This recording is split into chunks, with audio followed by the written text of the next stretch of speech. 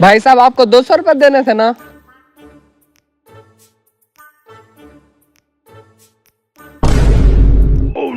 अरे भाई वो मेरा बटुआ चुरा के भाग गया है, चलो मेरे साथ। अरे भाई जाओ पकड़ो उसके पीछे जाओ। मैं कैसे उसके पीछे जाऊँ, आप मेरे साथ चलो, रिक्शे पर उसका पीछा करते हैं। अरे भाई मैं नहीं चल रहा, मैंने सवारियां उठानी है। भाई अजीब आदमी हो तुम। अरे वाह भाई, आज तो बड़ा माल हाथ लगा है। वाह भाई आज तो बड़े माल को हाथ मार के आए हो। हाँ भाई, बड़े माल को।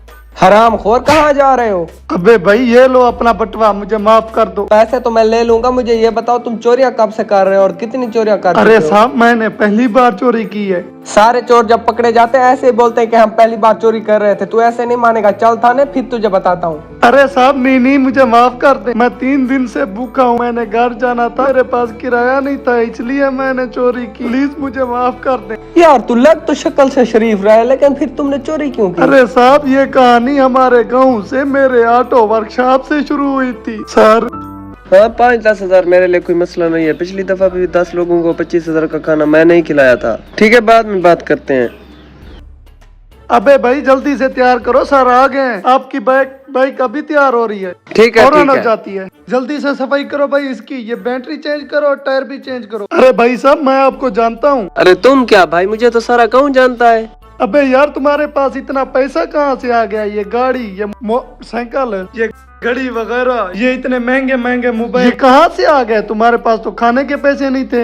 अरे भाई ये तुम्हारे पास की बात नहीं है, इसमें बहुत सारा दिमाग लगता है। तुम अपना काम करो, वर्कशॉप संभालो अपनी, ठीक है। अरे भाई साहब मुझे भी ये काम सीखना, इस काम से तंग आ गया हूँ, मुझे भी बहुत सारा पैसा कमाना है। अरे भाई ये तुम्हारे पास की बात नहीं है, इसमें दिमाग के साथ साथ बहुत सारा पैसा भी लगता है। तुम्हारे पास पैसा है, तुम तो यहाँ वर्कशॉप पे काम करते हो, तुम्हारे पास इतना पैसा नहीं है। तुम अपना काम करो। ये अरे भाई मैं पैसा कर लूंगा, ये वर्कशॉप बेच दूंगा, सब कुछ कर लूंगा। 3 लाख तुम्हारे पास है। 3 लाख यार कोई नहीं, मैं कर लूंगा 3 लाख कहीं से। हाँ अगर तुम 3 लाख कर लेते हो तो तुम्हें फॉर्च्यूनर V8 बड़ी बड़ी गाड़ियाँ बंगले ले दूंगा मैं तुम्हें। फॉर्च्यूनर ठीक है, क्या मैं पैसे देने के लिए तैयार हूँ। ठीक है भाई। ठीक है भाई, मिलते हैं इंशाल्लाह। अबे भाई ये रखो, सारा सामान रखो, दुकान क्लोज करो।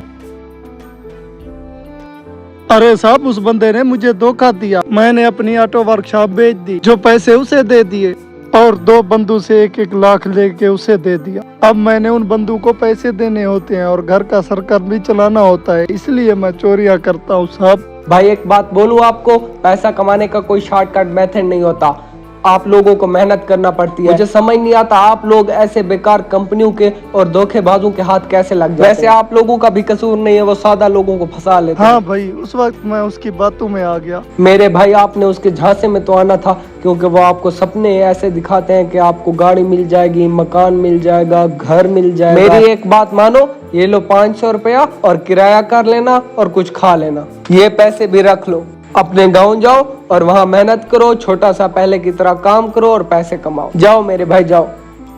मेरे प्यारे भाइयों, आजकल मुआशरे में कुछ ऐसे धोखेबाज अफराद और कंपनियां सरगर्म हैं जो मासूम लोगों को झूठी उम्मीदों और ख्वाबों का लालच देकर उनसे पैसे बटोरते हैं। ये लोग गाड़ी, घर या लाखों कमाने के सुनहरी ख्वाब दिखाकर आपको इन्वेस्टमेंट के जाल में फंसा लेते हैं। हम अपने ख्वाबों के असीर होकर इनके बिछाए हुए जाल में फंस जाते हैं और अपनी मेहनत से कमाई हुई हिलाल दौलत उनके हवाले कर देते हैं। अफसोस के जब आँख खुलती है तब ना ख्वाब होते हैं ना ही पैसे, सब कुछ ख़त्म हो चुका होता है। अपने हिलाल कमाए हुए रिज़्क़ की कदर करें, खुद पर एतमाद रखें और किसी भी शॉर्टकट या लालच में ना आए।